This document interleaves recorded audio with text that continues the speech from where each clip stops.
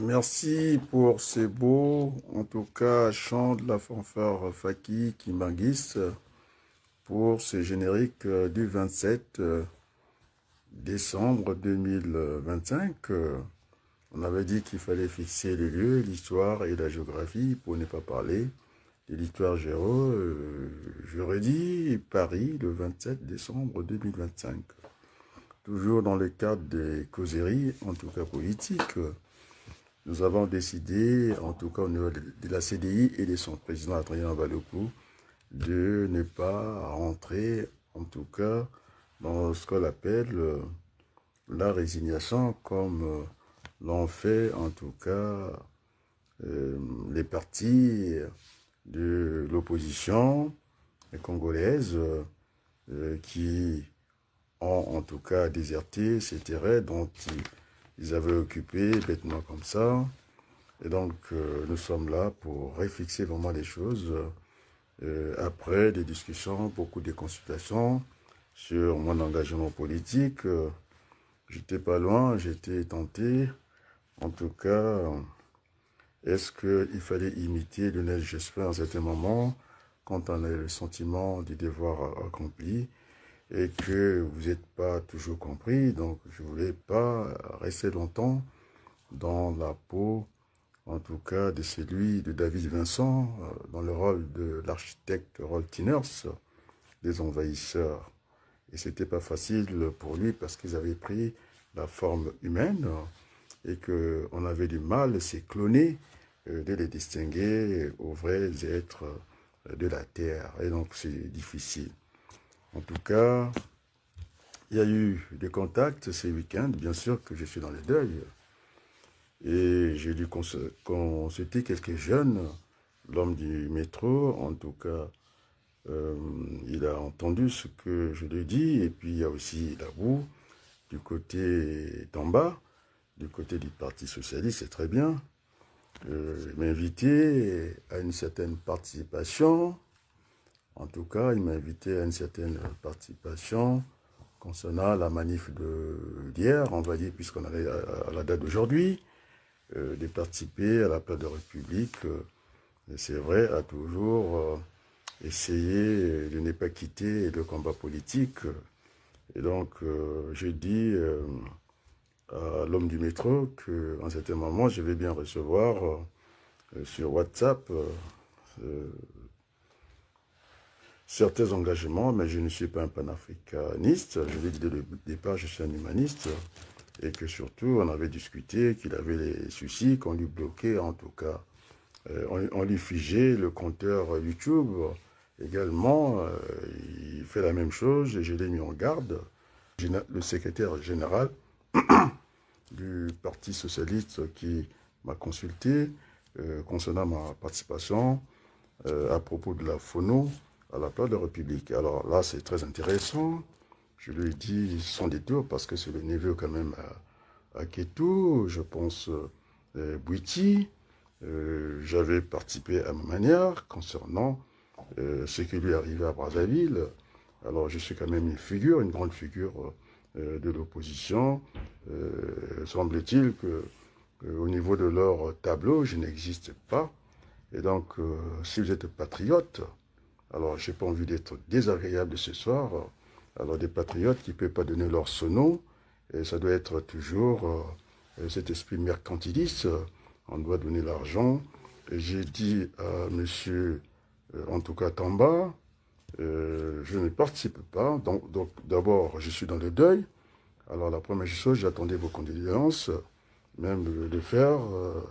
Vous ne l'avez pas fait. Et en plus, je dois participer parce que vous ne me citez pas, vous citez d'autres acteurs. Et donc, voilà. Donc, essayez de vous mettre d'accord. Ceux qui ont la phono, j'ai pas envie de dire leur nom. Sinon, après, ils vont plus faire la politique parce que ils sont pas sincères dans leur engagement. Il y a toujours la pas de gain. Et donc, j'ai dit, je ne participe pas. Maintenant, si c'est bon, on va voir quelle sera ma participation. Donc, voilà, je tenais à le dire. Et donc, il y a eu des encouragements, en tout cas, du côté des chroniqueurs de Télé Sud. Je pense très fraternellement à Lucien Pambou, professeur d'université, c'est pas ici en France, je dis bien, qui s'y connaît dans l'économie appliquée. Et donc, c'était très valorisant, un échange courtois et fraternel qui me dit, cher Adrien, donc c'est déjà, on a beaucoup avancé avec le professeur Lucien Pambou, qui a bien dit qu'il n'était pas de l'autre Congo, il était bien congolais, du côté des Pointe-Noires Villy, et donc les messages est bien passé. Et nous avons ces grandes chaînes qui sont, je l'ai dit, sans détour. Je ne pense pas que j'étais avant la bande à Carly, du côté des Télé-Sud, j'étais avec Kemayou. J'ai envoyé, en tout cas, Télé-Sud auprès du ministre, en tout cas Mathias Nzian, et donc je suis un ancien. On me connaît là-bas, c'est pas Carly Naka s'est renseigné là-bas. Eh bien, j'ai fait bouger le jour que je suis parti là-bas avec le docteur Marcel Guitoukoulou. Ils n'ont jamais fait ça. Et donc, j'avais cherché un endroit pour que ce soit grand. Effectivement, on avait que trouver la terrasse, je pense, au 6e étage, parce qu'ils ont... non, au 7e étage, parce qu'ils ont les 6e et 7e étages. Eh bien, ceux qui sont ses chefs, il va se renseigner. Il y a eu Elise Mif, et donc, je sais pas, j'ai commencé la télévision, la radio, à l'époque de radio de l'homme noir, Tabala. Ça, je parle sous le contrôle de Loko Masengo, et donc on ne peut pas venir comme ça. Je ne vais pas citer son nom parce qu'il a dit effectivement, lorsque vous étiez en train de faire la politique derrière le clavier, ça faisait rire tout le monde, mais ça partait de ma mère à l'église. On n'avait pas voulu, elle avait vraiment, comment on appelle, répété sa chanson plusieurs fois et qu'elle devait chanter à l'église.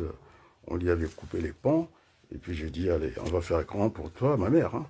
Et donc on va passer dans un espace un peu plus grand, dans YouTube. Et c'est là, c'est une dame qui a un certain âge, qui a une facilité de venir. Je l'ai formée au niveau, j'avais dit qu'elle avait fait le secrétariat sur le même clavier. Et puis finalement, elle n'a plus peur, elle est là. Donc, chers amis, merci au professeur Lucien Pambou. Il n'a pas fait le CAMES, hein, c'est un professeur ici, je dis bien, Lucien Pambou. Il faut aller lire les commentaires. Je ne vais pas aller au niveau de M. Oba, et ça commence à me fatiguer. Alors qu'il n'a qu'à mettre sa vidéo. Je suis un homme très ouvert. Je pense que vous avez vu les Zena TV, tout le monde est là, et je n'ai pas peur du débat. Même ceux qui ont voulu jouer les fantômes, ils ne sont pas y arrivés. Et donc, je ne suis pas là pour plaisanter. Merci. Je parlerai de Claire Boudeni. Elle aime qu'on l'appelle ambassadeur, l'ambassadrice de l'ambassade de France au Congo. Il y a aussi un Congolais, je tairai le nom, qui m'a dit il fallait titiller du côté des ministères des Affaires étrangères. Mais moi, je ne suis plus à ce niveau-là. Et puisque j'ai la lettre de la vice-présidente de l'Assemblée nationale, et comme quoi, hein, alors j'ai pas envie de diffuser cette lettre. Tout le monde a reçu cette lettre-là quand je faisais, en tout cas, ce lobbying. Les Covalin, les maîtres Nzamba, comment Christian Perrin, tous ils ont eu, les Boucadia. Mais non, j'ai pas envie de leur donner du gaz, simplement. Non, j'ai arrêté, j'ai fermé le butane. J'ai pris l'exemple d'un engin de manutention. Je ne parle pas de marque, je ne parle pas de Fenwick. Les engins de manutention, j'ai fermé le gaz. Et maintenant, je pense que, ou bien, j'ai parlé de l'exemple du pharmacien qui ne veut pas, en tout cas, faire face à ses dettes. Après, la boutique finit par ne plus avoir des produits. On va vers la rupture. Et ils ont voulu la rupture, on l'a. Moi, je suis dans la résilience, ils sont dans la résignation. Ils ont quitté le navire et moi, je suis là. Et puis, ils n'auront pas d'espace parce que j'ai eu cette onction. En tout cas, ce n'est pas de n'importe qui, c'est l'autre professeur, Joseph, en tout cas, Wabari Mariotti, géographe, qui a eu enseigné mes deux frères du côté de Brazzaville à l'université Marien Gwabi. Et donc, il est très fier, je vous le dis, tranquillement. On a discuté en français, on a discuté en lingala, et puis nous avons parlé, en tout cas, puis c'est un géographe, cette affaire du découpage, Ben, c'est lui qui m'a dit, mais comment veux-tu qu'Adrien, effectivement, il y a des zones marquageuses du côté des Gamboma. Donc ça va pas être facile, cette affaire-là. Et puis, je ne vais pas mettre en cause Vox TV sur cette affaire, cette bavure qui est très grave, qui s'est passée du côté, en tout cas, des Kwiku à Pointe-Noire, au marché de Manial, hein, le marché à 11 heures. Et donc, il y a eu un peu cette affaire du secret de l'instruction. Je ne sais pas si c'était une reconstitution des faits de madame la procureure. Et donc, on va discuter de ces sujets-là, qui est très grave. Nous sommes en fin d'année. Et donc, ce n'est pas Vox Afrique qui en aura la responsabilité, je pense, de la procureure. Et puis, je parlerai aussi de l'évêque Jacques Gaillot. J'étais très jeune, on a eu le temps d'être avec ces gens-là. Je pense aussi à l'évêque de Douala, du côté du Congo. Alors, je demande aux évêques, puisque on veut fonctionner comme les Français, avec la séparation, en tout cas, des pouvoirs, et donc j'aimerais que l'Église reste à sa place. Parce que le combat qu'avait mené l'évêque Jacques Gaillot, ceux qui sont du côté des évêques, ils savent très bien. J'ai vu aussi, je pense qu'il doit être un ancien CBiste. Le Premier ministre, ça commence à trop flotter entre l'Église et puis le reste de la population. Et donc, chers amis, ce soir, j'ai envie de parler de ce qui s'est passé de très grave à Pointe-Noire. Et je vais, les images, je les mettrai ensemble. Nous allons écouter certains témoignages pour que vraiment les gens puissent vraiment capter les images, je les mettrai après. Et j'ai envie d'écouter, en tout cas, François Hollande dans des situations, en tout cas, dramatiques. On va écouter François Hollande. Vous pouvez. C'est pour ça que je suis là. Merci.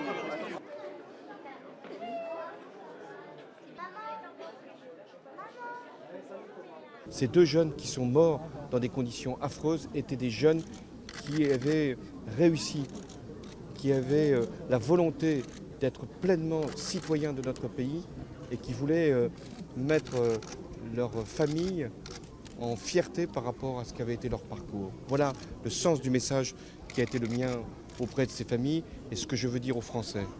Aujourd'hui, nous devons être tous rassemblés derrière ces familles qui elles-mêmes doivent être sûres que la République sera à leur côté. Elle l'est aujourd'hui. Je leur ai dit combien nous étions fiers de leur dignité, de leur courage, de leur volonté d'apaisement. Justice sera faite. Ouais, président, qu'est-ce que ça doit se faire, président? Merci à vous. Ça fait grand plaisir. Cheval sur l'or, alors on va apporter des mesures concrètes.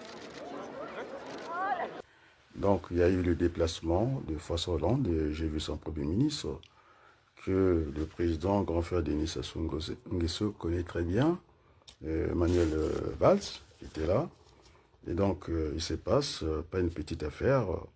Lorsque j'avais dit qu'il fallait mettre en place une commission rogatoire, alors vous savez ce qui s'est passé au marché de Manial, des Kwiku à Pointe-Noire à 11 heures, en plein jour comme ça. L'affaire de l'adjudant-chef Audrey Christelle Moncala, qui est, on a dit à entendre la procureure sans l'intention de donner la mort, et donc il y a eu bavure, donc le fugitif, puisqu'on a parlé des bébés noirs, hein, c'est pas lui finalement qui a reçu les balles. Je disais qu'il fallait arrêter cette affaire, c'est pourquoi je vais m'adresser au niveau des hommes de l'Église. C'est la loi 1905. Alors, vous n'êtes pas capable d'aller dans le combat. C'est un prêtre catholique que moi j'avais donné le micro à Télé Sud. Je donne le nom pour la référence. Il n'était pas l'abbé, le père Mabiala, que vous connaissez, en tout cas la démission de l'Église. Alors, vous voulez rester dans cette position-là. Je l'ai dit aux hommes de Dieu, je n'ai pas désigné une église principale, parce que j'ai vu aussi des côtés des protestants. Je ne sais pas, à moins que je n'ai pas ma mémoire me trahisse, le Premier ministre Anatole, en tout cas, Coliné Makosso, il doit être CBiste. Donc là aussi, on est en train de mettre le paquet à côté de l'université, en tout cas catholique. Donc je crois que c'est un moment particulier. Et donc, je ne vais pas être en conflit avec l'Église. Je suis moi, Nabilaka. Je peux être en conflit. Ce n'est pas moi qui nomme les hommes de Dieu. Ils ont ce qu'on appelle la profession de foi. Maintenant, s'ils veulent garder simplement la profession et perdre la foi, ça c'est leur problème. Donc, je ne nomme pas les hommes de Dieu. Maintenant, les hommes de Dieu doivent être du côté du peuple. Mais j'ai constaté par Christian Perrin, qui a fait un poste concernant, en tout cas, l'évêque de Brazzaville, l'église catholique a deux têtes. Il y a le côté congrégation et il y a le côté mission apostolique. Alors, si on veut discuter politique, j'aimerais que je discute avec les nonces apostoliques. Et donc, avec beaucoup de respect, je suis plus âgé que l'évêque de Brazzaville et les autres évêques. Quand je dis évêque, parce qu'il en est les présidents de la conférence, en tout cas des évêques. Alors, très respectueusement, moi, je n'ai pas de polémiques. Je ne veux pas qu'il parle après moi. Écoutez l'éditorial de Sir Makosso. 4 minutes. J'ajoute aussi, je ne mettrai pas Nzamba, il est très en deçà, parce qu'il dit qu'il aura fait la convergence, c'est-à-dire la synthèse de ceux qui vont partir aux élections et ceux qui ne partiront pas.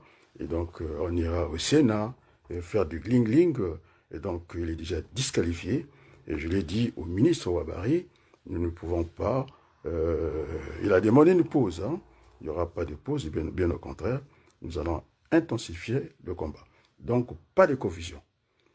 Le vivre ensemble, il ne faut pas confondre les relations politiques et les relations sociales. La fille du président, c'est les faux profils. Il n'y a que cette personne qui abuse certainement. Moi, je ne joue pas avec les faux profils. Claudia Sassou Nguesso, puisque quand elle veut faire des stories, ça veut dire qu'elle a porté du rouge. Elle a vu qu'on lui apporte aussi des compliments, soit elle est bien habillée. Et donc, je n'ai pas manqué de lui souhaiter les bonnes fêtes. Je dis bien Claudia Sassou Nguesso. Elle est, en tout cas, elle conseille le président en matière de communication. Et donc, sur le plan social, il n'y a aucun souci. Je lui ai envoyé, en tout cas, je lui ai fait les compliments concernant la fête de fin d'année. De la manière qu'elle est habillée, j'aime beaucoup le rouge. Et donc, elle a eu le compliment. Donc, il ne faut pas tout confondre. D'ailleurs, c'est pour parce qu'on a été déshumanisés. Nous avons maintenant des réflexes des animaux. Et donc, socialement, on est dans ces villages planétaires, les uns à côté des autres. Je pense que si c'est la vraie Claudia, elle vous dira que de temps en temps, on se croise au niveau de story, Facebook. C'est autant pour Hollande. Et donc, j'aimerais qu'on ait ces relations, oui. Et en dehors de la politique, il y a aussi ces relations sociales que nous devons, en tout cas, entretenir. C'est ce qu'on appelle le vivre ensemble. Donc, je me bats pour ces valeurs-là. Et donc, il n'y a pas de discussion là-dessus. Et donc, humainement, je vais, en tout cas, interpeller le grand frère président Denis Sassou Nguesso sur cette affaire, ces coups qu'il a ratés. C'est une bavure de la police. Il y a toute une chaîne de commandement et que le président Denis Sassou Nguesso, dit-on qu'il a eu l'aval des religieux, et comme quoi, je pense que je ne suis pas si sûr que ça, on ne tire au point. Je pense qu'il est en train de rattraper les choses. Moi, j'aime lire les commentaires, c'est pas pour rien.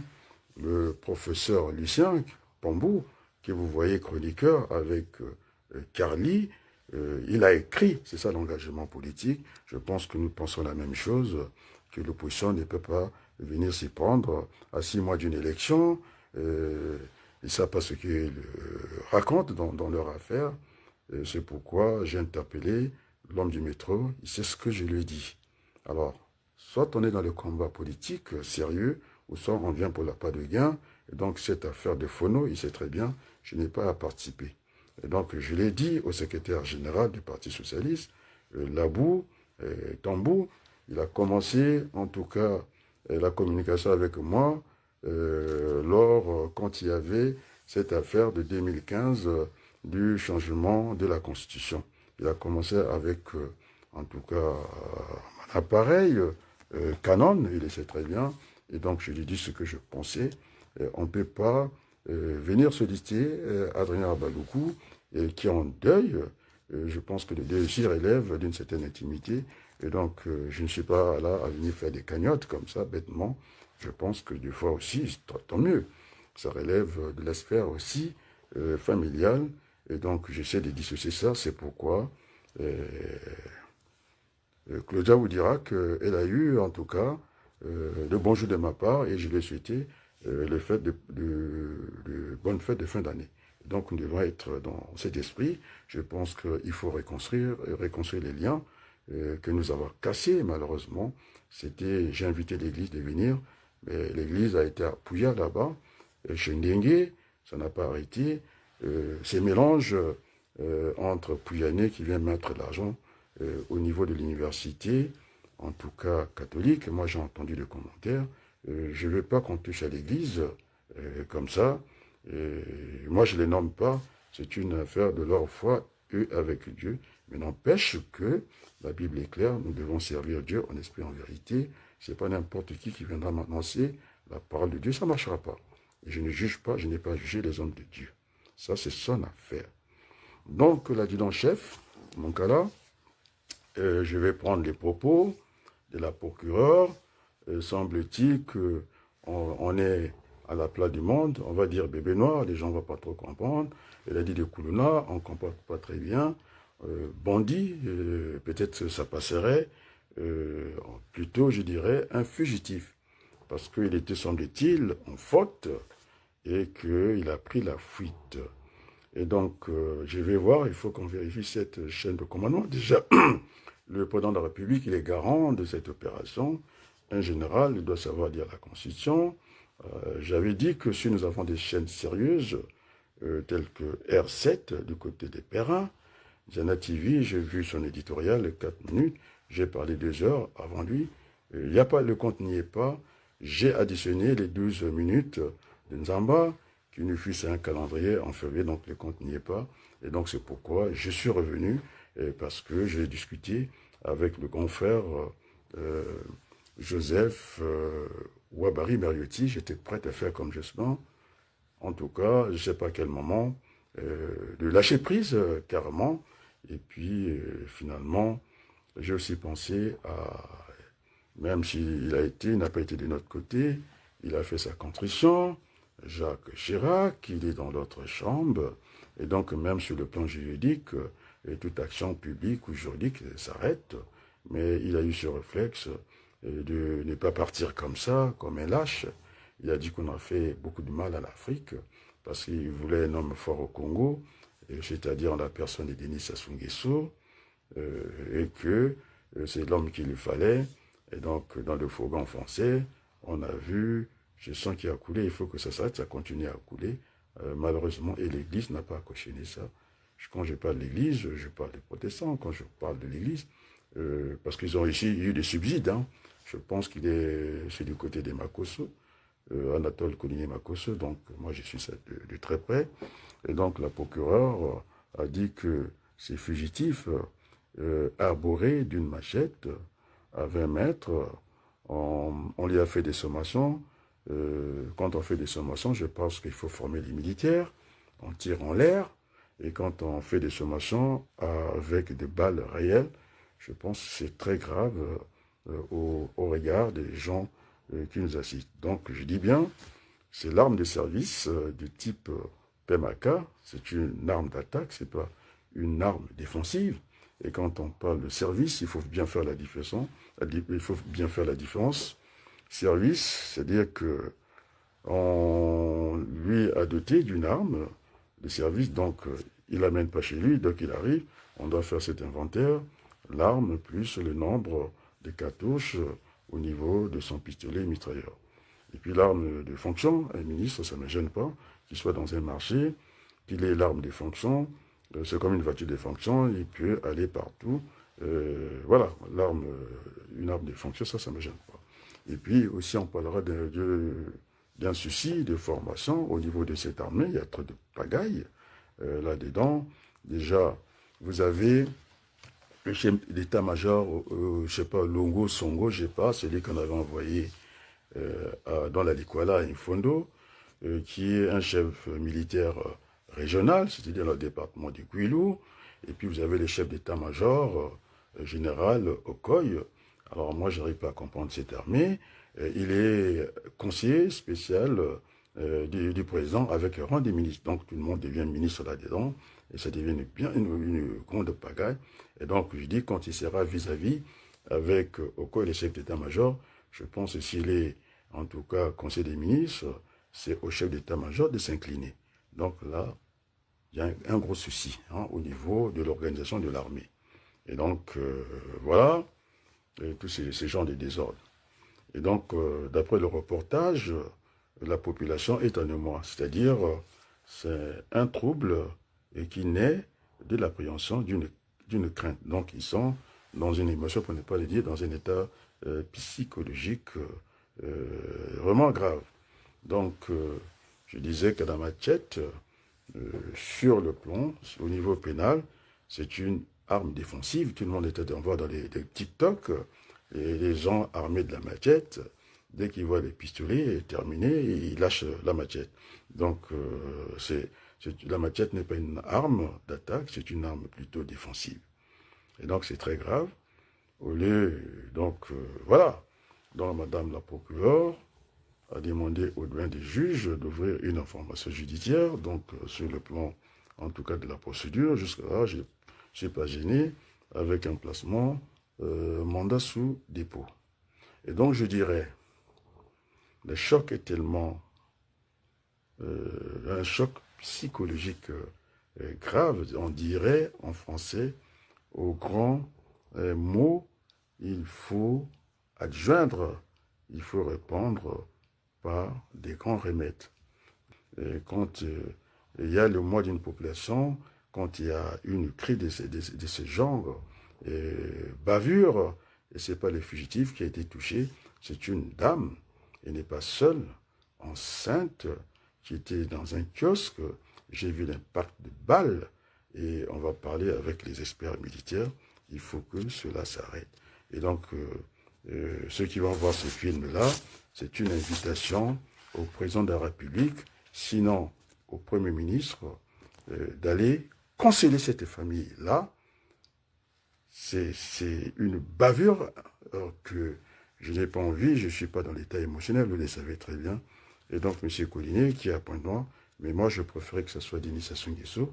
C'est lui, le responsable, il a dit qu'il assumait cette opération et que les Congolais en voulaient. Mais maintenant, il y a des innocents qui tombent. Et donc là, j'invite respectueusement, c'est une fête de fin d'année, ça se passe comme ça ici.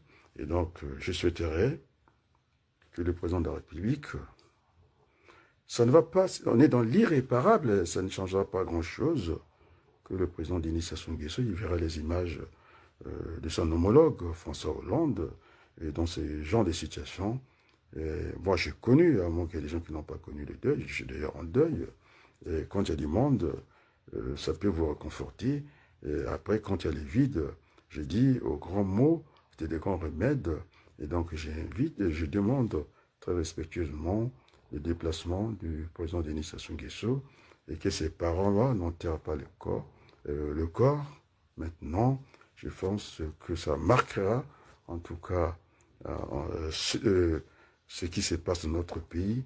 Et je pense d'abord, je vais mettre, en tout cas, l'élément de Sirmakosso, avec ces 4 minutes, qui disent qu'il faut, pour qu'on puisse cultiver, en tout cas, cette sémence de la mort. Nous n'avons pas à désacraliser la vie. Et très respectueusement, j'aimerais voir le grand frère Denis Sassou Nguesso qui assume cette opération. Et là, ce n'est pas le bandit qui est tombé, c'est une femme, c'est une famille dévastée avec un enfant dans le ventre. Et donc, c'est très grave ce qui se passe. Et moi, j'attends ce geste-là de la part du président Denis Sassou Nguesso.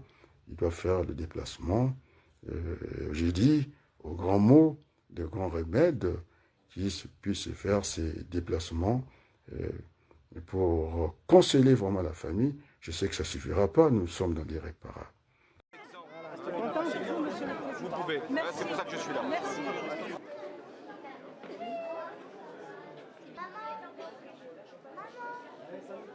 Ces deux jeunes qui sont morts dans des conditions affreuses étaient des jeunes qui avaient réussi, qui avaient la volonté d'être pleinement citoyens de notre pays et qui voulaient mettre leur famille en fierté par rapport à ce qu'avait été leur parcours. Voilà le sens du message qui a été le mien auprès de ces familles et ce que je veux dire aux Français. Aujourd'hui, nous devons être tous rassemblés derrière ces familles qui elles-mêmes doivent être sûres que la République sera à leur côté. Elle l'est aujourd'hui. Je leur ai dit combien nous étions fiers de leur dignité, de leur courage, de leur volonté d'apaisement. Justice sera faite. Ouais, président, que ça doit se faire, président. Merci à vous. Ça fait grand plaisir. Cheval sur le va apporter des mesures concrètes. Vous le savez, chers amis, nous avons vu nos seigneurs, les évêques, auprès du président de la République, afin de pouvoir lui donner les conclusions de la conférence épiscopale qui venait de se tenir, mais aussi échanger avec lui sur une préoccupation qui était celle de l'opération menée par la DGSP. Ces hommes sont sortis de là satisfaits, ce sont les mots de Monseigneur Manamika, ils sont sortis de là satisfaits parce que le président leur a dit que c'était nécessaire par rapport à la paix. Mes seigneurs, permettez-moi de vous interpeller en tant que fils. Votre mission épiscopale fait de vous des gardiens de la vie. Votre mission épiscopale fait de vous des gardiens de la vie et non des zélotes de la mort. J'aimerais convoquer Jean-Paul II. En mars 1995, il nous a envoyé une lettre encyclique, Evangelium Vitae, l'évangile de la vie. Et aujourd'hui, quand on vous voit, qu'on vous entend, j'ai l'impression que finalement, vous êtes en train de laisser prêcher l'évangile de la mort.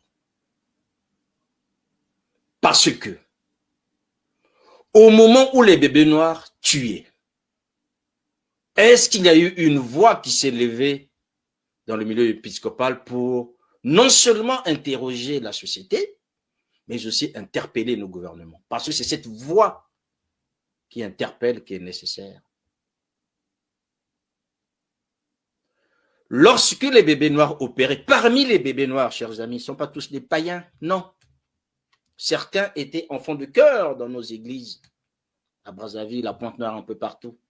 Certains étaient des bons servants, des bons catholiques, je m'adresse aux catholiques, si vous permettez, des bons catholiques.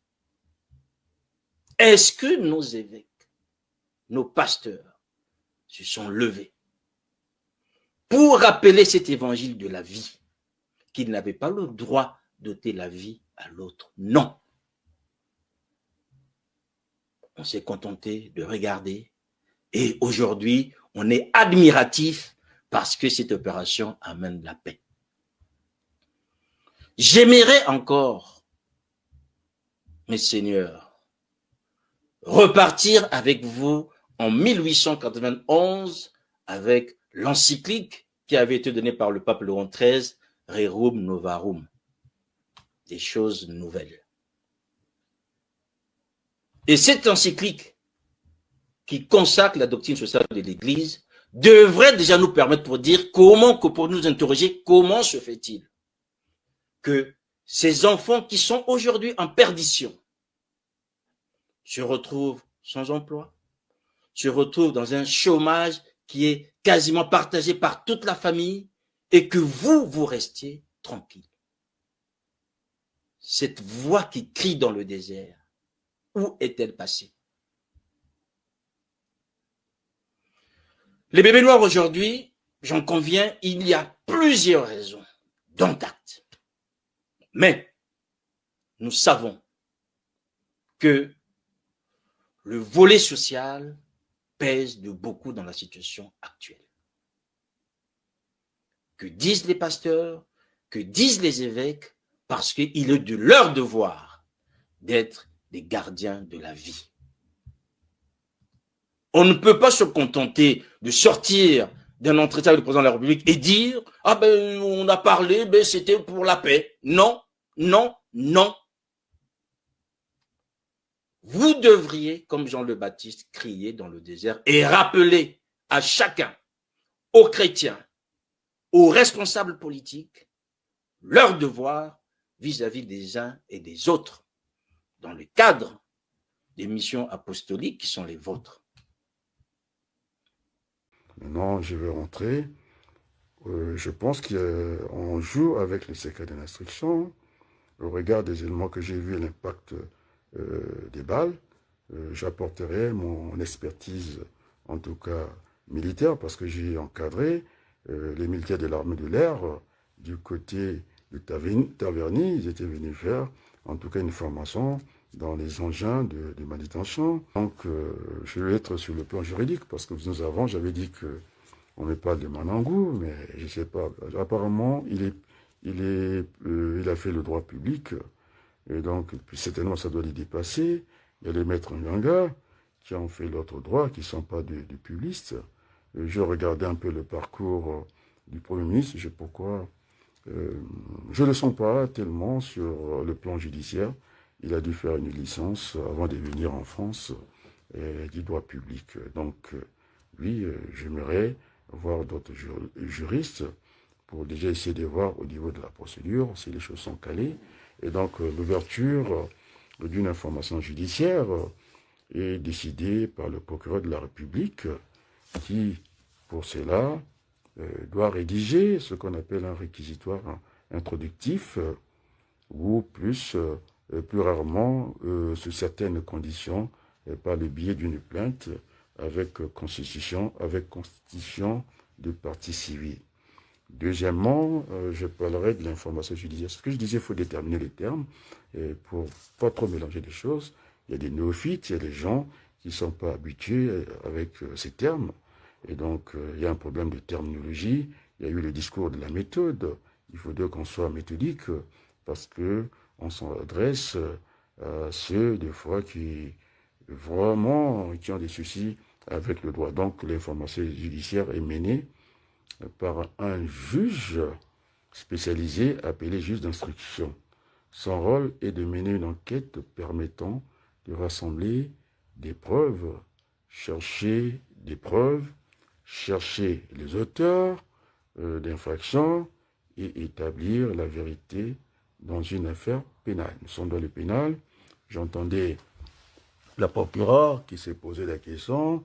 Il faut interroger, je pense, la Cour suprême qui va décider de quelle instance cette affaire sera jugée. Mais si on est en France, ça relève des assises. C'est une affaire pénale, c'est une affaire de sang.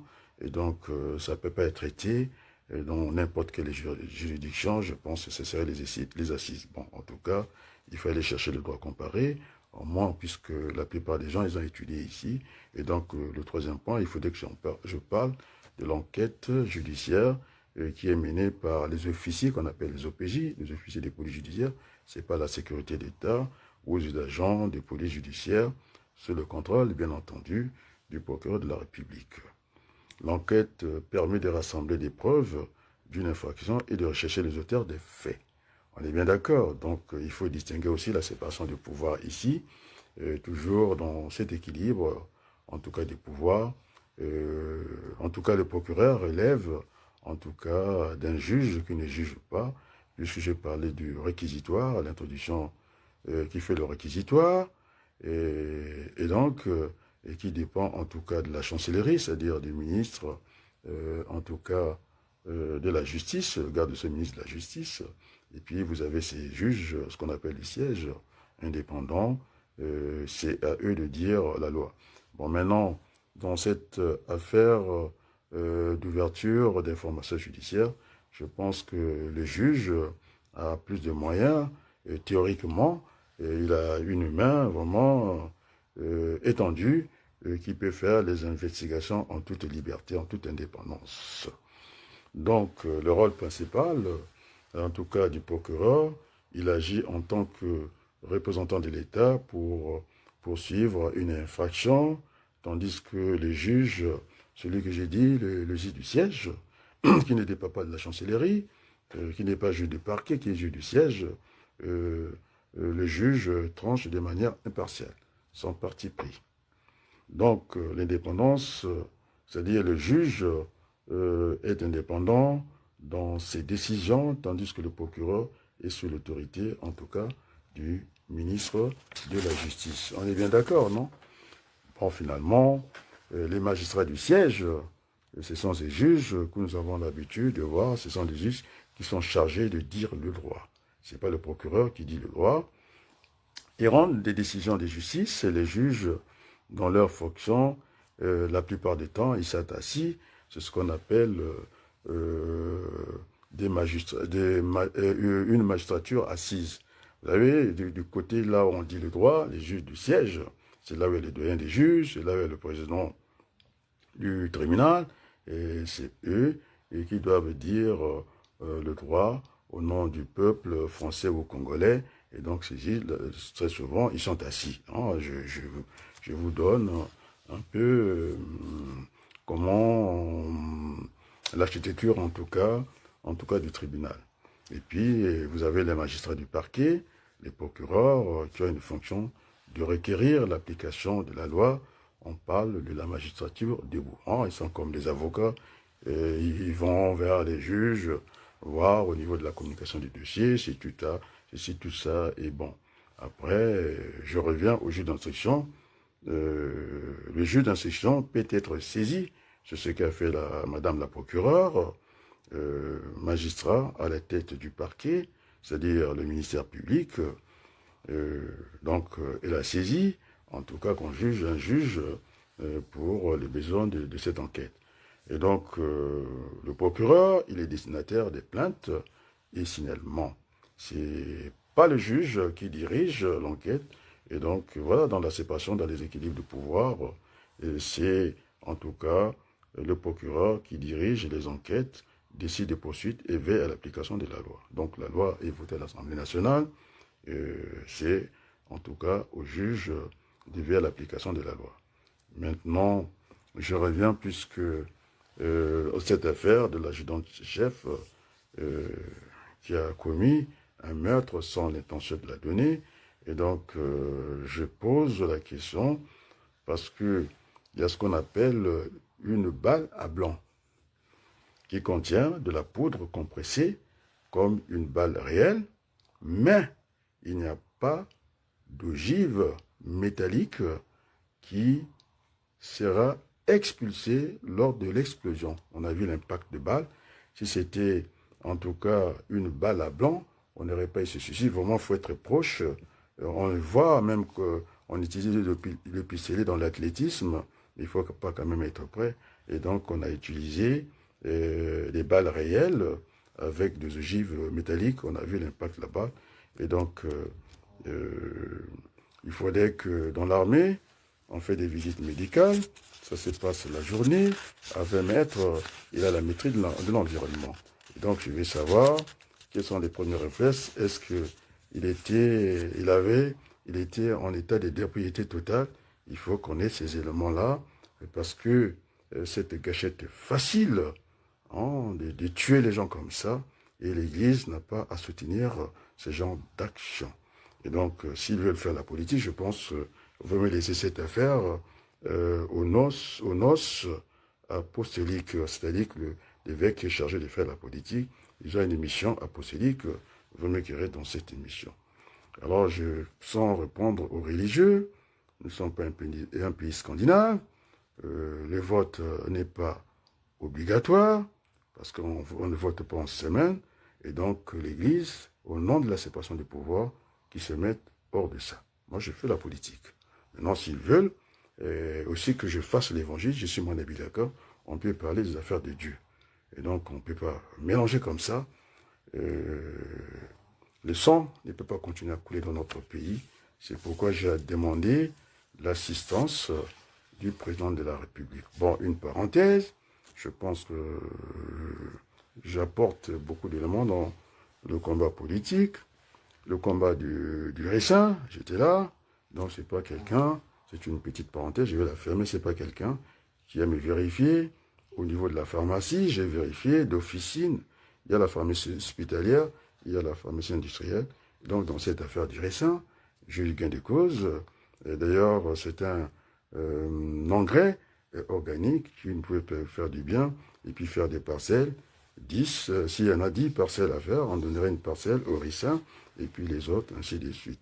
Sur le débat de la délégation des services publics qu'on appelle DSP. Je n'ai pas vu ces cadres-là. Quand on a parlé de l'affermage, on a fait se faire rouler, et pour dire que j'étais un peu complet. Dans ce domaine-là, j'ai parlé du métayage, de ce partage, en tout cas, entre le propriétaire des terres. Et donc voilà, je peux fermer la parenthèse, c'est pourquoi le report de l'élection présidentielle n'est pas une mauvaise chose. Mathias Nzan, il est dedans, de toute façon, Mathias Nzan a plus de poids que Miressa. Je les ai vus dans les instances internationales. Je vais prendre un exemple, la Banque des États d'Afrique centrale, en tout cas le titulaire administrateur, c'est Nzan, et puis les suppléants, c'est, comment on appelle, c'est celui que j'ai appelé le Pavlov, c'est lui qui connaît, en tout cas, la Constitution comme mieux que sa poche, qui a eu du mal à lire la Constitution. Il est allé trop loin dans les articles, les titres, il a déplacé des articles. Moi, je me suis arrêté à l'essentiel parce que tout est au niveau du pays. Ouais, je parlais des Birassa, qui est statisticien comme moi. Et donc, nous aurons peut-être à inverser le calendrier politique. Je parlais, il fallait coupler l'élection présidentielle et législative. Il y a toute une réforme à mettre au pays. Maintenant, l'extra-judiciaire, sans la commission rogatoire, sans juge d'instruction, vous avez vu la bavure, l'irréparable. Et puis, je pensais aussi, moi, je fais aussi l'histoire, aussi, ça nous amène dans le futur.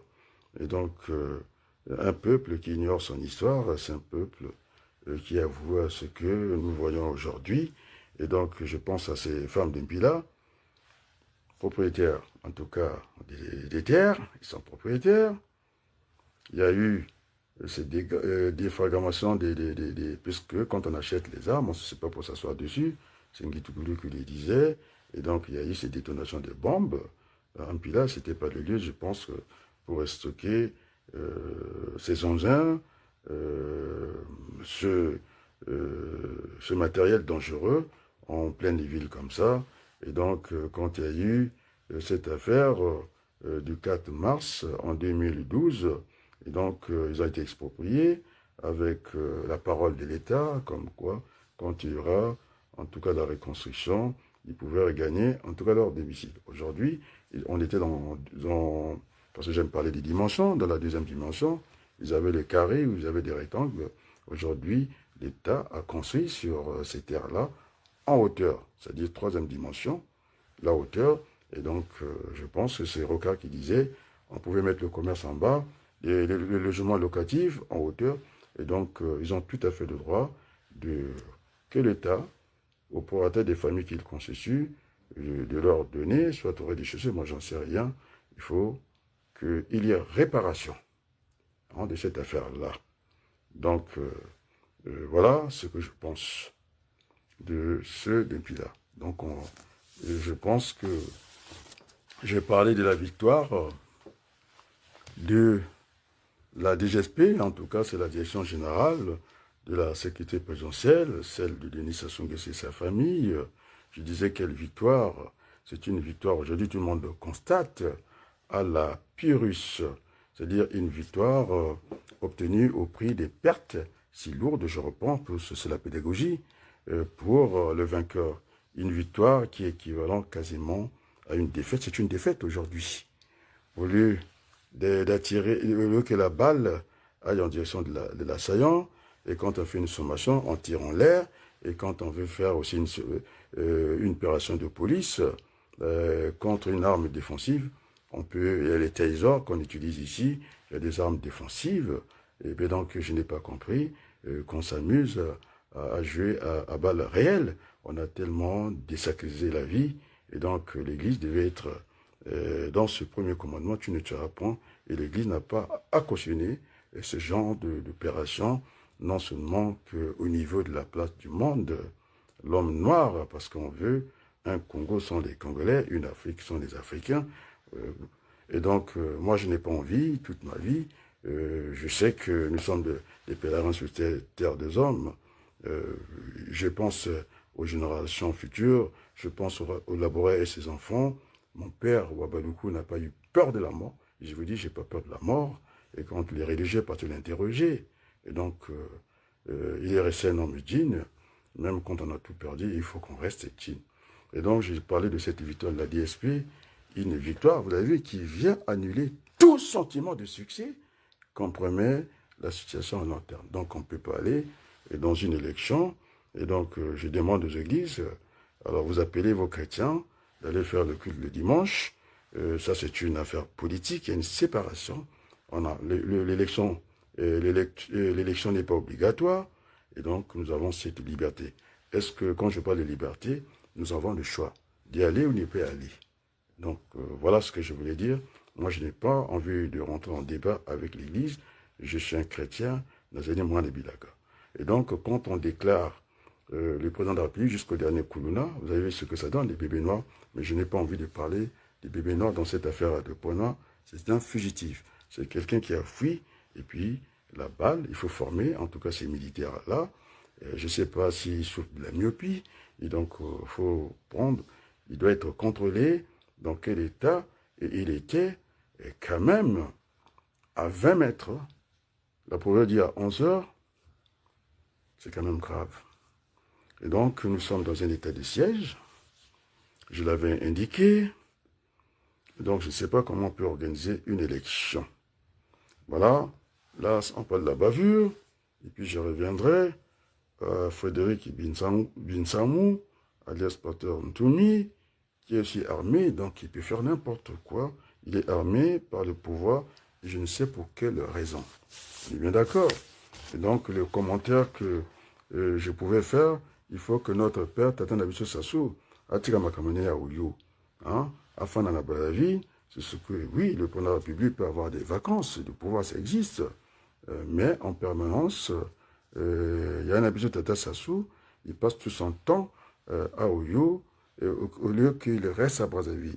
Cela s'installe de fait un vide de pouvoir. Les vides de pouvoir, ce n'est pas la vacance de pouvoir. Et donc, il n'y a pas d'autorité aujourd'hui, il n'y a plus de chef, il est absent et c'est très grave. C'est pourquoi je disais qu'il y a tellement de confusion. Donc là, Bébé Noir, moi je parle du fugitif parce qu'il fuyait. Un fugitif, c'est-à-dire celui qui s'enfuit, qui s'est échappé. Est-ce que c'est une raison pour les gens qui ont fait du droit? Quand il y a le doute, le droit est clair, c'est une règle d'or, on préfère acquitter, en tout cas, dans le doute, c'est l'accusé qui a raison, on le libère. Donc, on ne peut pas prendre ses responsabilités au niveau de la loi, de condamner un innocent. Il est mieux d'acquitter un coupable que de condamner un innocent. On est d'accord? Et donc, on a parlé de la légitime défense.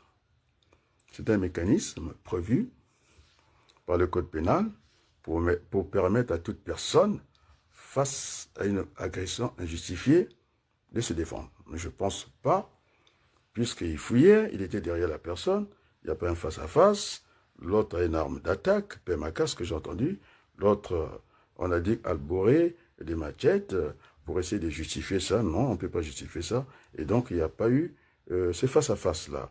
Donc, en plus, ça se passe au marché, là où il y a des foules. Et cette dame qui était dans son kiosque, j'ai vu l'impact de balles. Et donc, c'est très grave. Donc, la légitime défense, c'est l'acte de défense qui doit être proportionnel à l'agression. On vous donne une gifle, vous n'avez pas à tuer la personne. D'ailleurs, on n'a pas à se faire justice. Donc, c'est une exception, c'est au niveau du code pénal. Et donc, il n'a pas été agressé, il était après un fouillard, et donc je n'ai pas compris ce réflexe-là. Et donc, je dirais que nous devons réussir ensemble. C'est pour vous avez vu que par le village planétaire, l'Internet, ça va surprendre beaucoup d'entre vous, et que on s'est croisés avec, déjà on se croise souvent avec la fille du président, et Claudia vous le dira, il faut qu'on apprenne à vivre ensemble, donc sur le plan social, ça ne me gêne pas du tout, et elle connaît mes positions sur le plan politique, donc virtuellement, c'est-à-dire socialement, quand je dis bonjour, généralement elle me répond, et elle mesure que je suis un patriote, je le dis tranquillement. Maintenant, pour des gens qui ont des agendas cachés, je n'ai pas. Donc, je pense réussir ensemble, c'est avoir l'audace de la reconstruction, sinon la refondation d'une nouvelle république. Il faut qu'on aille vers là. Et donc, chers amis, je vais vous dire que je vous annonce, c'est le moment des fêtes avec joie, que la Constitution du Congo, finalement, nous ouvre les portes de la transition politique apaisée, parce que dans la Constitution congolaise, on parle d'une république apaisée. Et donc, au regard, je veux répondre, au regard du chemin parcouru par notre République, parce que Toualiban et Maman Moko, la République, c'est, moi je dirais que, bon, pour moi qui j'ai la double nationalité, j'ai souvent dit que la France, parce que c'est au féminin, c'est ma mère, c'est mon pays d'accueil, j'ai plus passé du temps en France qu'au Congo, et puis le Congo c'est mon père. Et donc nous sommes les enfants d'une seule mère, la République, parce que le Congo est une république. Et donc je vous passe les détails comme ça, et quand je vois le petit-fils de Denis Sassou Nguesso des fonds dans la délégation, des fois je me pose la question, sommes-nous dans un royaume? Et donc là, je vais rappeler, on a trop franchi des étapes. J'ai même pas envie si j'ajoute encore l'étape que après tout ce que j'ai indiqué, l'état honteux, j'ai pas envie de dire l'état de la folie, parce que nous sommes devenus malades. On a désacralisé la vie, et que l'Église doit faire attention là-dessus. Tu ne tireras point, le sang ne peut pas couler comme ça. Et donc le premier état, j'ai donné une référence, l'état honteux, et j'ai pensé à Sonny Laboutancy, parce que personne ne peut expliquer au regard du pétrole que nous avons. Nous sommes un pays qui produit du pétrole et qu'à côté, on a développé vraiment la mendicité. Je n'avais jamais vu ça. Après, le deuxième état, je reprends cette démonstration pour que ce soit vraiment bien compris par les Congolais. L'état voyou, le non-respect de la parole de l'État, une constitution non votée, usurpation des fonctions, des mandats électifs. Alors là, il faut que je m'arrête un peu. Lorsqu'il y a eu ce 4 mars en 2012, vous avez le président du Sénat, l'actuel, il était député, il est allé siéger, ce qu'on a appelé des combines, c'est encore appelé ça des combines. Donc tout le monde a combiné là-dedans, le défunt parfait Kola, il n'est pas exempté par rapport à ça, des Mvuba, et puis Binsangu, Ntumi, lui on a dit que tu seras pour les séquelles, le commissaire du gouvernement, et donc ce partage un peu honteux, ces gens des magouilles, il faut que cela s'arrête, et donc on ne peut pas aller siéger à l'Assemblée nationale sans avoir un mandat du peuple. On organise une élection partielle, et donc ils avaient jugé que en 2012, Angolais est parti comme ça, je l'avais chassé là-bas, c'est pour qu'il se retrouve au Sénat. Il était en plus député au niveau de la communauté. J'ai dit, il faut que tu quittes sur de la tricherie. Donc tout le monde est parti comme ça, parce que dans le pool, semble-t-il que c'est un fonds de commerce pour Mvuba, pour le défunt parfait Kolela, pour Ntumi, et tout le monde a eu son compte, et puis au détriment de ceux qui avaient plus besoin de l'État. En plus, il faut leur donner l'argent et les victimes sont les laissées pour compte. Et tout le monde, je vais ajouter dans l'état voyou, parce qu'il y a eu cette affaire des disparus du Butch. Il y avait, en tout cas, des victimes, il n'y avait pas d'auteur. Vous voyez, et pourtant, les généraux étaient, en tout cas, appelés à la barre. Donc, nous sommes dans l'état voyou. Après l'état voyou, c'était le deuxième état. Nous sommes, en tout cas, montés crescendo à l'état embouché. Je pense à Elenga, le maire, qui a volé tout l'argent de la mairie à la maison d'arrêt. Et quand il est sorti, je n'ai pas compris, c'était la fête, le retour de l'enfant prodige, un voleur. Et donc on est dans ça, et c'est ça les Tambouchi. Ils ont récupéré toute les régies financières.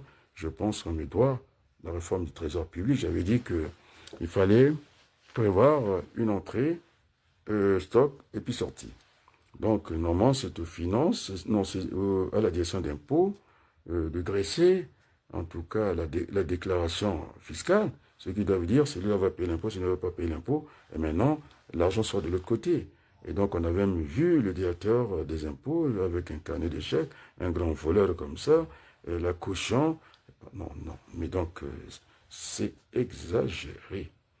Bon, maintenant, j'ai parlé de l'État embauché, troisième État. Quatrième État, l'État terroriste. Les passeports diplomatiques, je leur ai dit, entre les mains, je n'ai pas de problème avec les étrangers, puisque moi-même aussi, donc je ne suis pas étranger, je suis beaucoup de fois français, je peux vous le dire.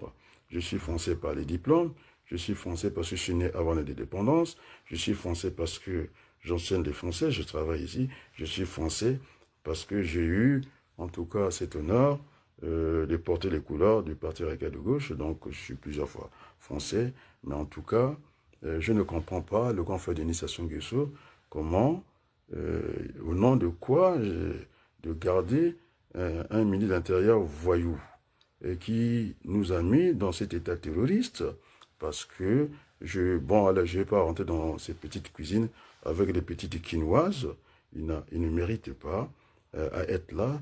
Avant les élections, il faut qu'il quitte. Je n'ai pas un problème avec lui. Je dis que socialement, dans dans Facebook, au niveau des stories, j'arrive à discuter avec la fille du président socialement, mais sur le plan politique, il faut séparer les choses. Hein.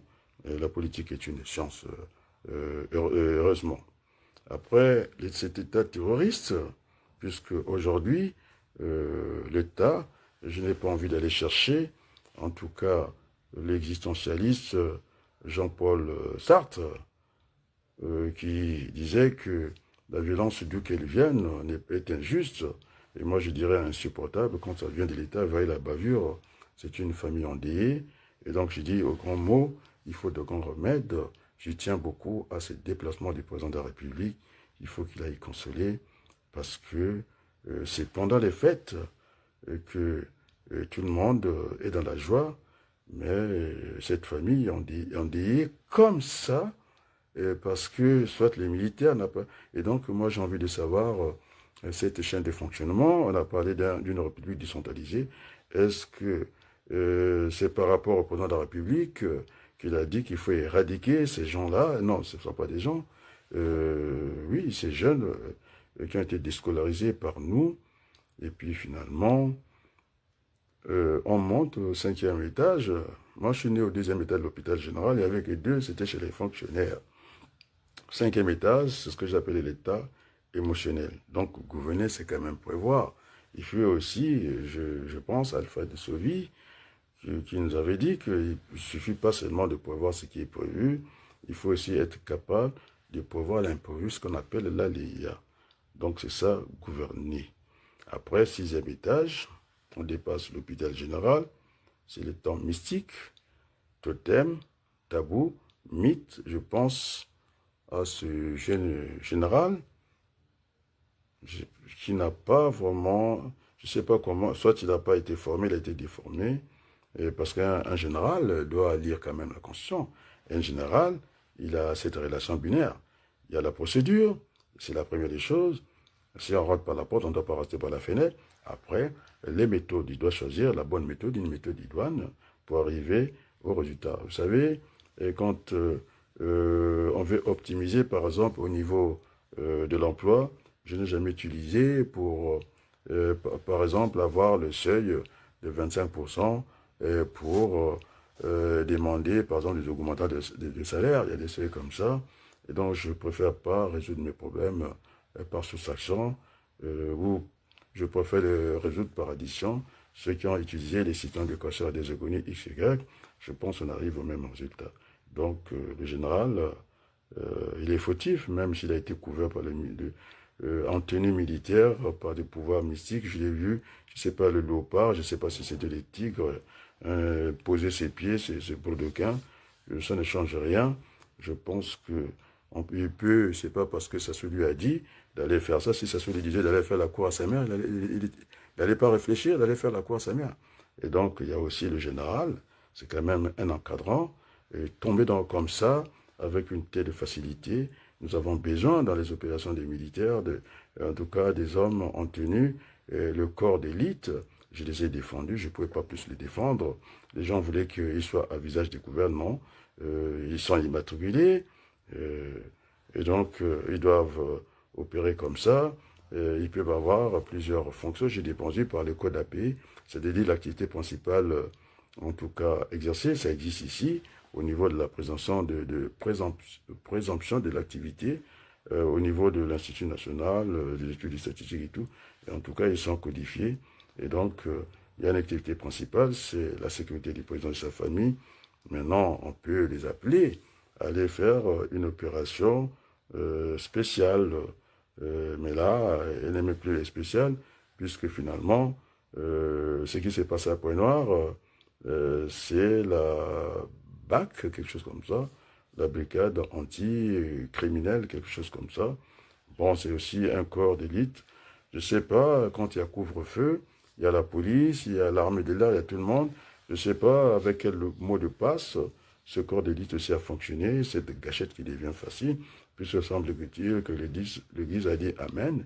À ça, je ne pense pas. Après, aujourd'hui, nous sommes dans l'état de siège, la guerre contre les Koulounars, les bébés noirs, ce que j'appelais, en tout cas des bandits, simplement pour que les gens qui sont à l'extérieur, en tout cas, puissent, en tout cas, pour la consommation internationale, et dire les mots, mettre les mots à leur place. Donc, je reviendrai. La dernière fois, je vous ai parlé, puisqu'on est à Pointe-Noire, lorsqu'il y a eu l'enterrement de Tchisa Tikaya, semble-t-il que le président Grand-Frère n'était pas les bienvenus là-bas. Cette histoire, j'ai envie de la raconter. C'était au niveau des biens distingués. Sassou Nguesso, quand il a reçu les sages, il n'était pas... En tout cas, il les avait rabroués là-bas.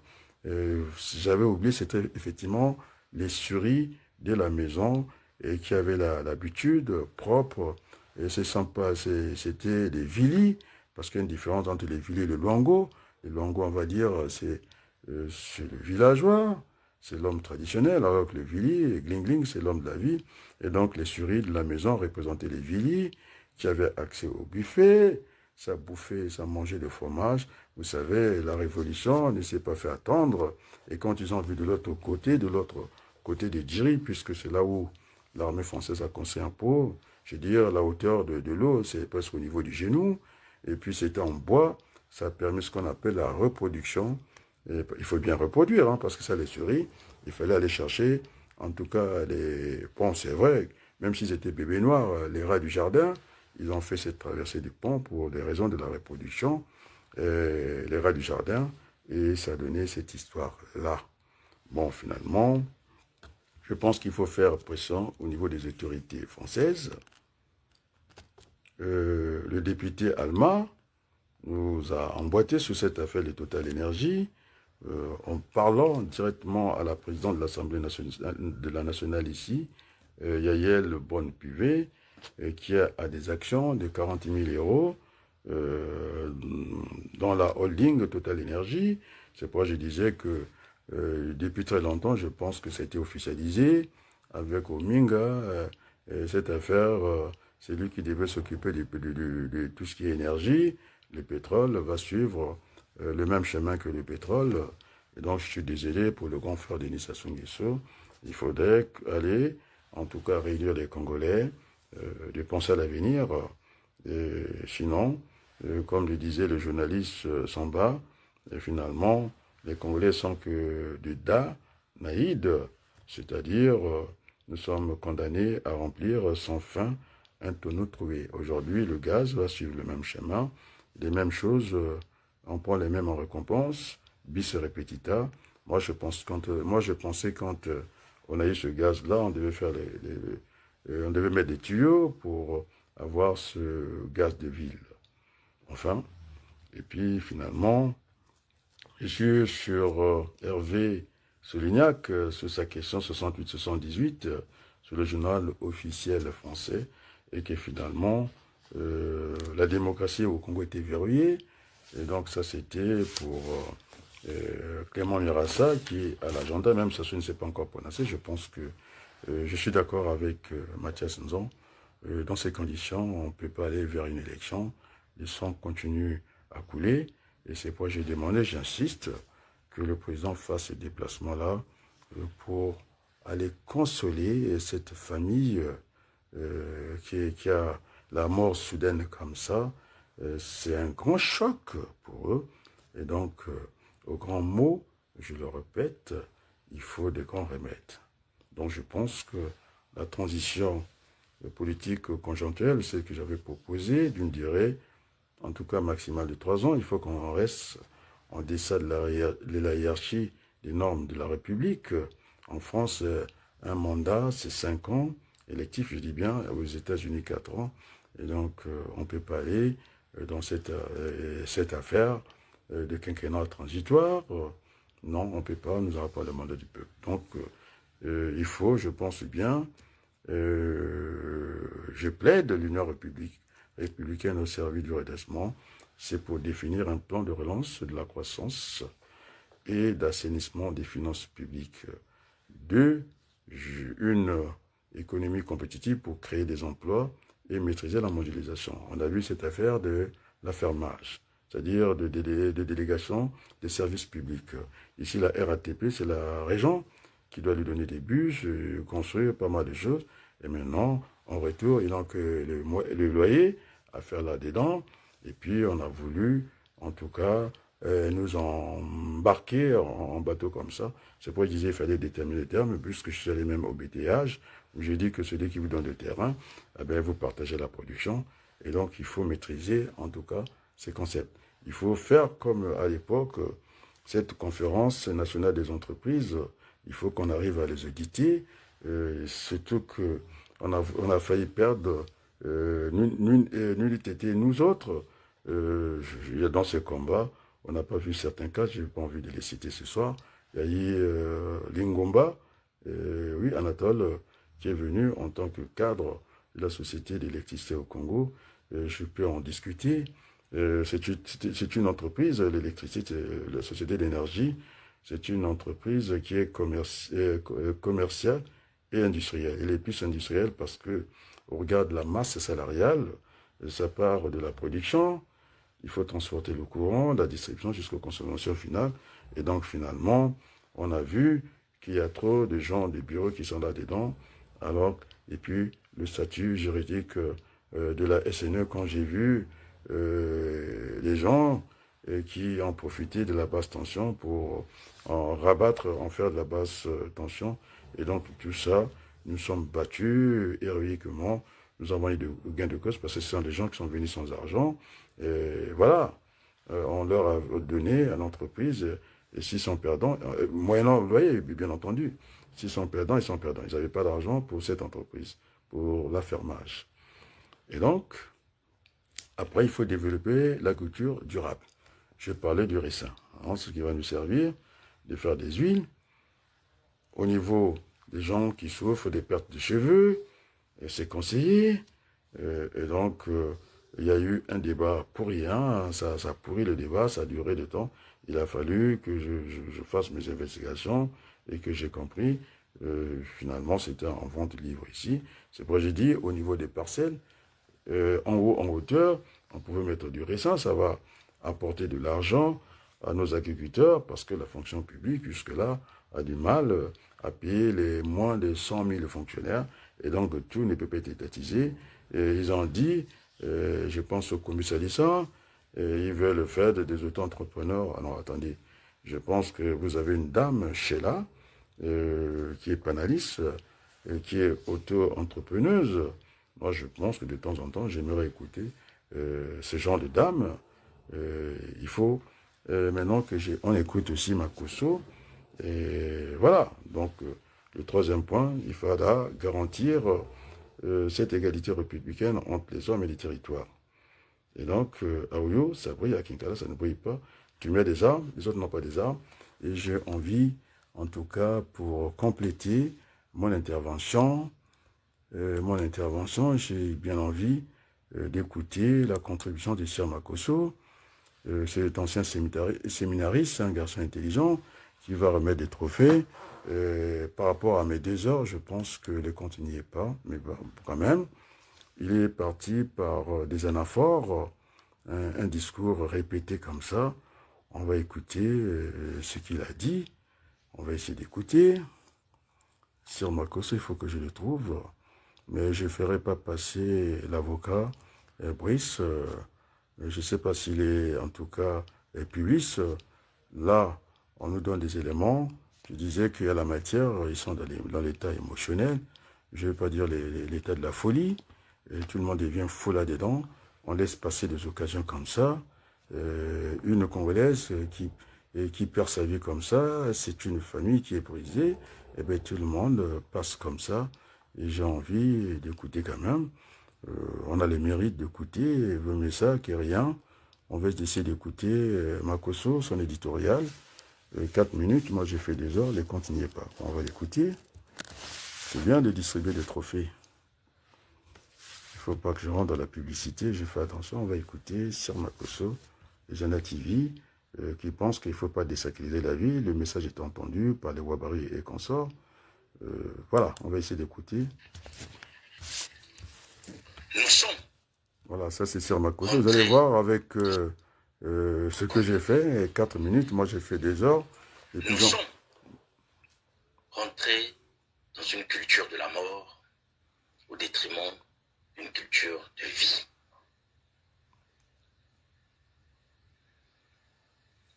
Le président de la République, lors de sa prise de parole au CG de la Liberté, il a rappelé que nous avons la mémoire courte.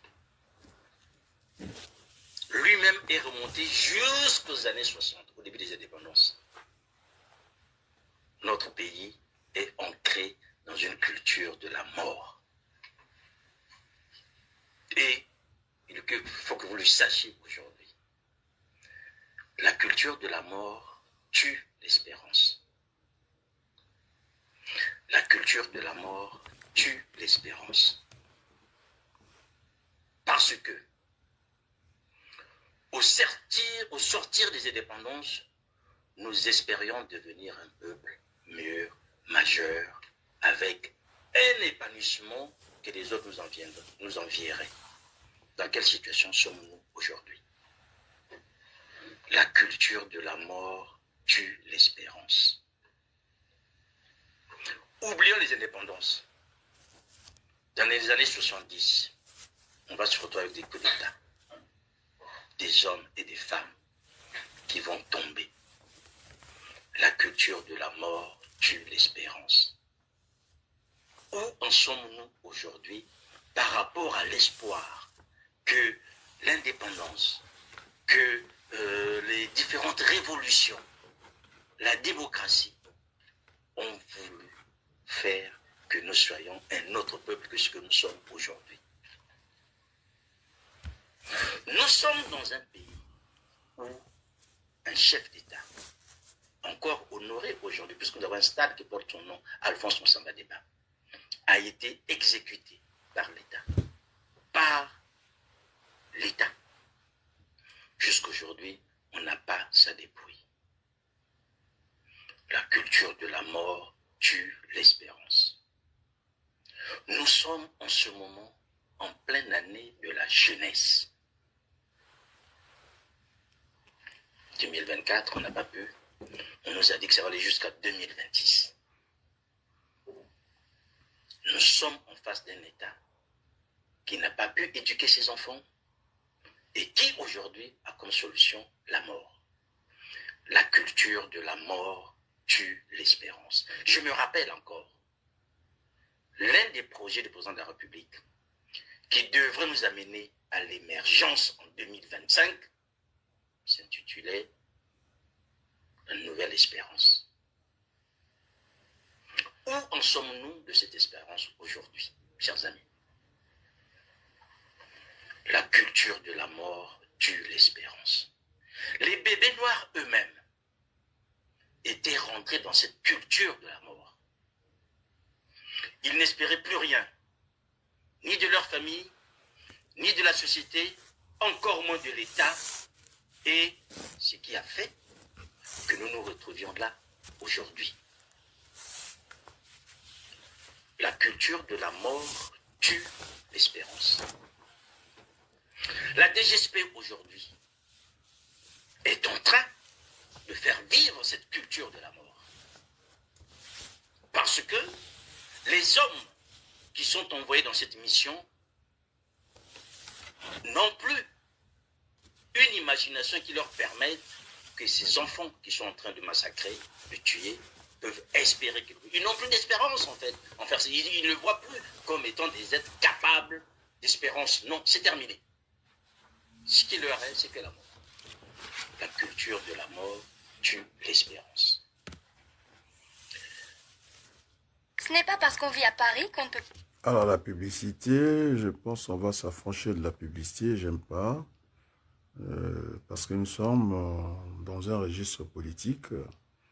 Je pense que, est-ce qu'il a fini? J'essaie de revoir. Contrôle au niveau de la régie. Est-ce que, attendez, je vais vérifier s'il a dit tout ça.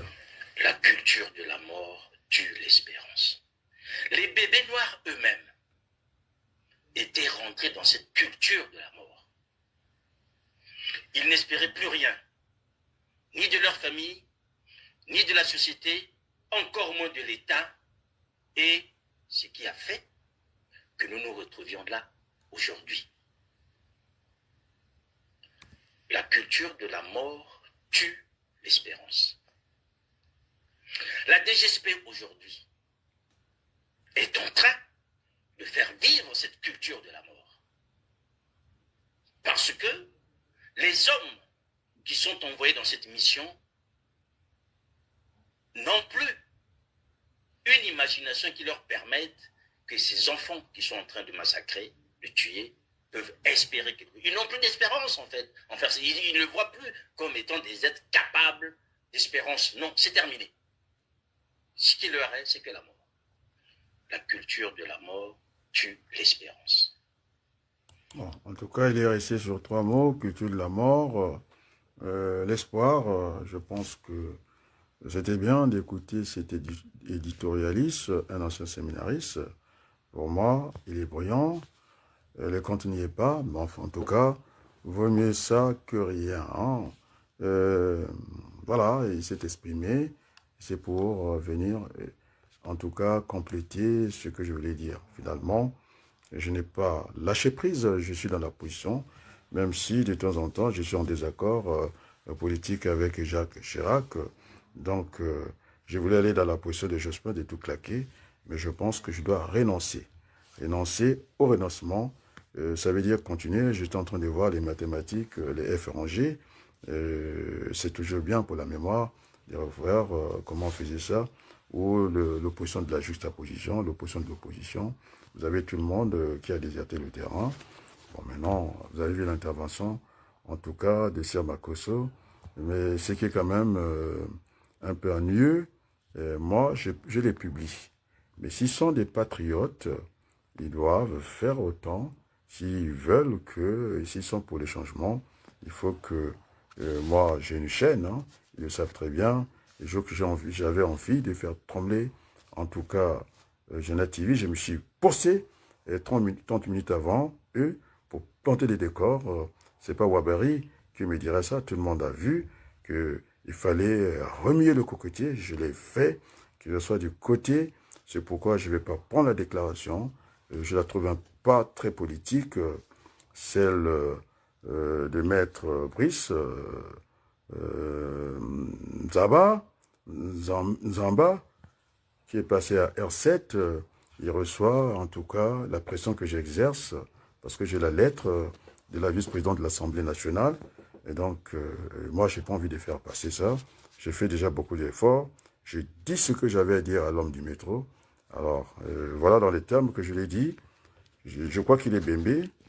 Et moi, je suis Bakongo, mais j'ai des enfants Bembé. J'ai aussi des cousins qui sont Boshi. Et donc, avec moi, on ne viendra pas venir me parler de la réunion des gens du pôle. Moi, je n'ai pas envie de rester là-dedans. Je fais des déclarations publiques. On a utilisé tous les termes. On n'a pas fait des économies de termes. Et quand un ganga dit que finalement, oh, j'ai pas envie de reprendre ça ce soir, c'est la fête de fin d'année, il n'y a pas de tabou chez moi. Je n'ai pas le talent d'Achille, je vous le dis que si vous venez par des talents, vous ne l'aurez pas. Donc voilà, pour ce soir, je pense que qu'est-ce qu'il reste à faire? C'est terminer avec un bon générique. Le travail a été fait, les anciens ont parlé, le ministre Ouabari, ancien ministre Cardesso, il avait toujours dit, ça c'est pas d'aujourd'hui, on a parlé hier en lingala, en français, et il a toujours fait confiance. Il disait que peut-être je pouvais voir la clé. J'ai demandé pour avoir cette vidéo concernant la déclaration de la procureure. J'étais allé du côté de Christian Perrin, il n'a pas ça, et il n'avait pas la vidéo. Ben, je cache quand même le nom des gens qui travaillent avec nous. Eh bien, j'ai pu rattraper cette vidéo. Je la mettrai en ligne en même temps les déclarations de ce soir.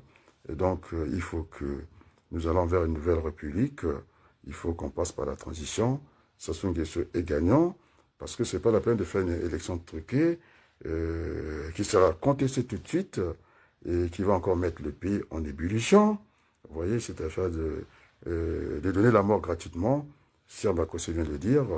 Et donc, je demande à l'Église de prier pour le Congo et de ne pas venir nous dire d'aller dans une élection, parce que l'évêque du Cameroun, de Douala, il a dit il n'en est pas question de participer à une élection et qu'il n'est pas une élection. Une farce électorale, pour emprunter le mot de Mathias Nzon. Et donc, nous devons aller vers cette transition. Il n'y a pas d'autre chemin. Lorsque vous avez une chaîne qui est tendue, il faut dérégler, c'est-à-dire dérégler le système pour pouvoir le régler. Alors je m'explique. Quand la chaîne est tendue, elle va casser. Et donc, comment la régler? Il faut la dérégler. Maintenant, quand elle est trop déréglée, elle est molle, on va faire la montagne, elle va sauter. Et comment il faut faire pour la régler? Il faut faire le contraire, il faut tendre la chaîne. Et donc, dans ce cours, la micro approfondie du professeur Jean Bénard, c'est lui qui nous a enseigné, en tout cas la fiscalité, ça fait partie des outils de la fiscalité.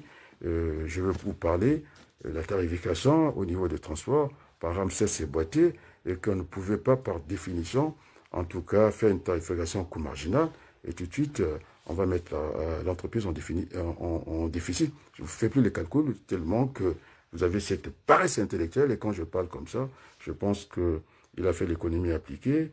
Lucien, le professeur Pambo, il comprend ce que je dis. Et puis, c'est mieux de faire une tarification au coût moyen si on veut aller vers une bonne gestion. Mais généralement, puisqu'on a dit que le pays sera décentralisé, il faudrait bien faire des péréquations. Il faudrait trouver des équilibres. Il ne faut pas qu'il y ait des sécheresses de médecins d'un côté, et sécheresses ici, et donc l'État est là aussi pour lancer les choses. On a parlé des moteurs de l'État, j'ai pas envie de penser à Ken. Il faut qu'on arrive à allumer les 3 moteurs de la consommation. C'est pourquoi j'ai dit qu'on aurait une politique familiale pour, en tout cas c'était aussi levé pour l'économie. On a parlé de l'investissement. Eh bien, l'investissement, je donne un exemple, c'est l'argent négatif. Et vous prenez une règle, vous dites, je sors de ma poche 1200 euros. C'est négatif, hein, parce que cet argent-là, vous avez fait un investissement, et donc il faut arriver au point mort, c'est-à-dire que vous faites un échéancier à raison de 100 euros de recettes.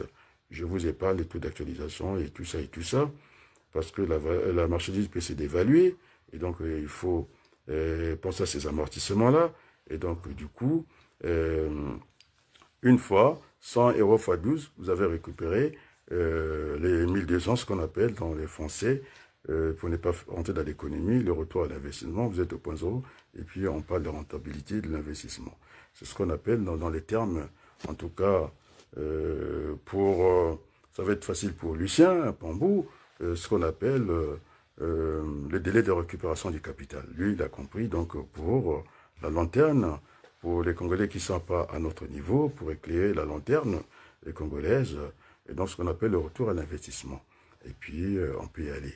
Et puis, vous avez aussi la dette publique. Il y a la dépense publique. Et donc, il y a tous ces outils-là. C'est pourquoi je disais que l'économie sera orientée. Et comme en physique, la dernière fois, j'ai oublié de parler de Maurice Allel. C'est un atypique qui n'est pas passé par les sciences éco. C'est un polytechnicien, c'est plutôt un physicien. Et quand il est arrêté là-dedans, il y a eu les Valéras qui ont fait de l'économie, qui ont apporté des outils des mathématiques. Et donc, moi, je fais partie de ces économètres-là.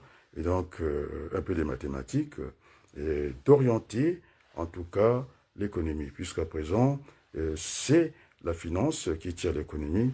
Alors, il faut mettre des fondamentaux, puisque vous appellerez, pour parler de l'agissement structurel, de mettre ce bloc-là. C'est à l'économie de bâtir la finance. Il n'y a pas, en tout cas, de monnaie forte pour une économie faible, ça n'existe pas. On a vu pendant la pandémie. Là, j'ai introduit les notions de physique. Nous sommes en repos, il n'y a qu'une orientation. Et donc, la finance était égale à l'économie. Ainsi de suite. Donc, je pense, qu'est-ce qu'il reste pour ce soir? Je vais aller du côté de la régie. Je pense que le message est passé.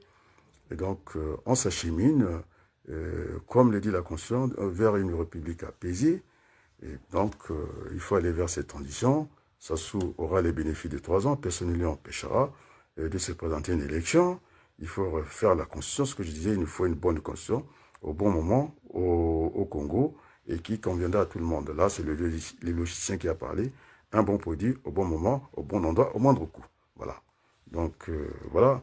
La pluridisciplinarité peut nous amener pour ne pas de voir seulement les choses sur un angle. Maintenant, ceux qui viennent, ils se croient dans un bloc opératoire, ils ne perdent pas les sujets. Ils sont là à lire leur discours comme ça, mais on n'est pas dans le bloc opératoire, je suis désolé. Il faut de temps en temps regarder Sassou Nguesso. Voilà, c'est ça. Bon, et enfin, c'est une critique constructive. Il faudrait que je cherche, et pour conclure, je ne sais pas si j'ai engagé le générique que j'aime souvent. Oui, on va chanter le Nouveau Monde. Je préfère déjà mettre le 4e strophe. C'est pas Mozart. Hein. C'est une symphonie presque pour moi. Ningue, tu sais qui dit là, 4e strophe. On est parti. 4e strophe, s'il vous plaît.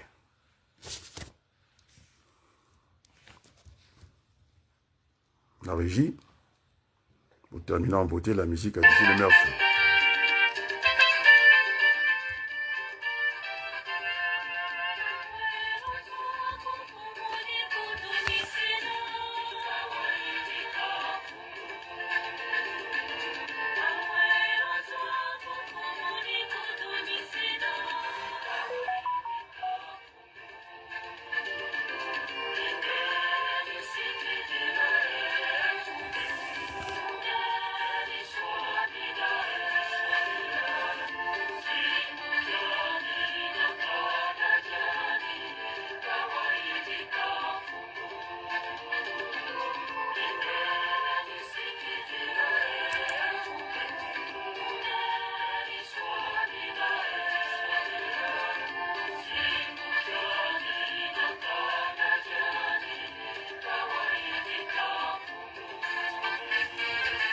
Merci beaucoup. Vous savez que la musique adoucit les mœurs, puisque je suis dans le cadre écuménique, je vais chercher ces beaux chants aussi en français, parce que nous ne sommes pas seuls à la place du monde. J'ai envie de parler d'un monde nouveau. Là, je passe du côté de l'armée du salut. Et puis pour terminer, en tout cas, merci beaucoup. Ceux qui ont pu suivre mon intervention. On va terminer avec ce morceau de musique de l'armée du salut et merci beaucoup.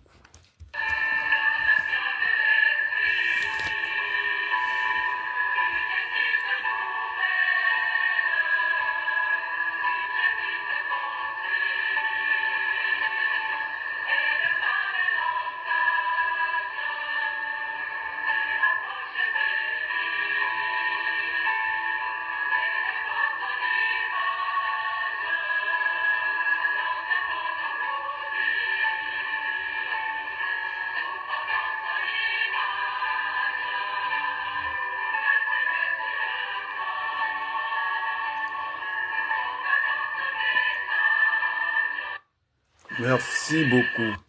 Et à très bientôt. Et merci beaucoup.